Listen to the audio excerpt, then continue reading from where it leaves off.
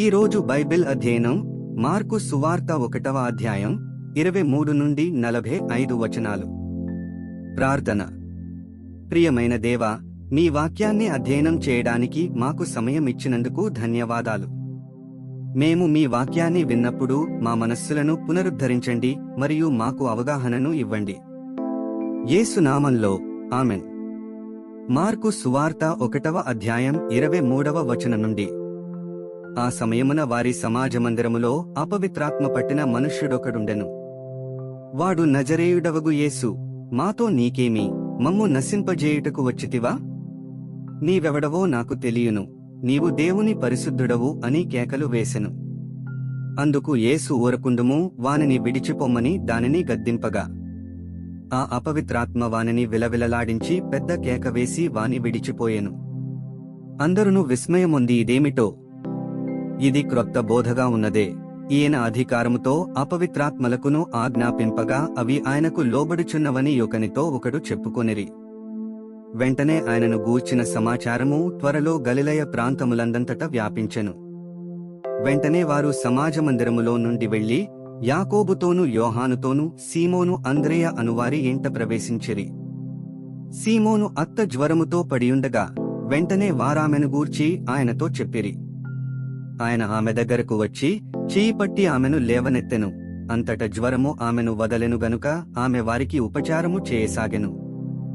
సాయంకాలము ప్రొద్దుగురుంకినప్పుడు జనులు సకల రోగులను దయ్యములు పట్టిన వారిని ఆయన యొద్దకు తీసుకొని వచ్చిరి.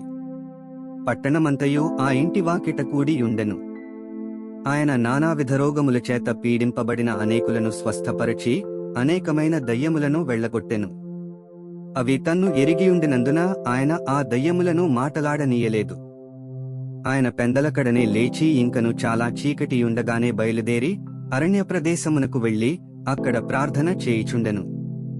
సీమోనును అతనితో కూడా నున్నవారును ఆయనను వెదకుచు వెళ్లి ఆయనను కనుగొని, అందరూ నిన్ను వెదకుచున్నారని ఆయనతో చెప్పగా, ఆయన ఇతర సమీప గ్రామములలోనూ నేను ప్రకటించునట్లు వెళ్ళుదము రండి, ఇందు నిమిత్తమే గదా నేను బయలుదేరి వచ్చితినని వారితో చెప్పెను. ఆయన గలిలయందంతటా వారి సమాజమందిరములలో ప్రకటించుచు దయ్యములను వెళ్లగొట్టుచునుండెను. ఒక కుష్ఠరోగి ఆయన యొద్దకు వచ్చి ఆయన ఎదుట మోకాళ్ళూని, నీకిష్టమైతే నన్ను శుద్ధునిగా చేయగలవని ఆయనతో చెప్పి ఆయనను వేడుకొనగా, ఆయన కనికరపడి చేయి చాపి వానిని ముట్టి, నాకిష్టమే, నీవు శుద్ధుడవు కమ్మని వానితో చెప్పెను. వెంటనే కుష్ఠరోగము వానిని విడిచెను గనుక వాడు శుద్ధుడాయెను.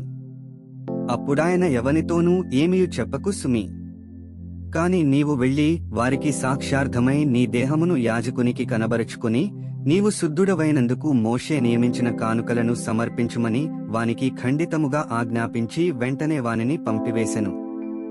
అయితే వాడు వెళ్లి దానిని గూర్చి విస్తారముగా ప్రకటించుటకును ఆ సంగతి ప్రచురము చేయుటకును ఆరంభించెను గనుక ఆయన ఇక పట్టణములో బహిరంగముగా ప్రవేశింపలేక ఊరు బయట అరణ్య ప్రదేశములో నుండెను.